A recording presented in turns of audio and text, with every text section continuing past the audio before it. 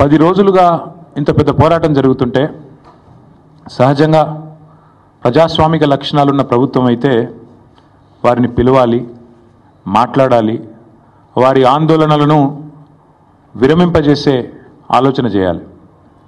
కనీసం వారితో పిలవకపోయినా కనీసం అక్కడికన్నా ప్రభుత్వ ప్రతినిధులను పంపి ఒక మంత్రి గారినో లేదా బాధ్యత గల వ్యక్తులను, అధికారులను పంపి వారికి కొంత వివరించి చెప్పే ప్రయత్నం చేయాలి.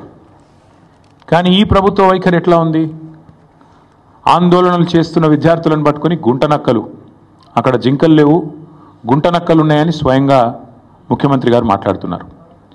ఇంకొక మంత్రి గారు అయితే పేమెంట్ బ్యాచ్ అని చెప్పి విద్యార్థులను చిన్నగా చేసే విధంగా, వాళ్ళని అల్పంగా చూపే విధంగా ఇంకొక మంత్రి గారు నోరు బారేసుకుంటారు. ఉప ముఖ్యమంత్రి గారు అక్కడ జంతువులే లేవు, అదంతా AI జనరేటెడ్, ఆర్టిఫిషియల్ ఇంటెలిజెన్స్ ద్వారా జనరేట్ అయిన ఇమేజెస్ అని తన కృత్రిమ మేధస్సును ఆయన బయట పెట్టుకున్నాడు. ఇది పరిస్థితి.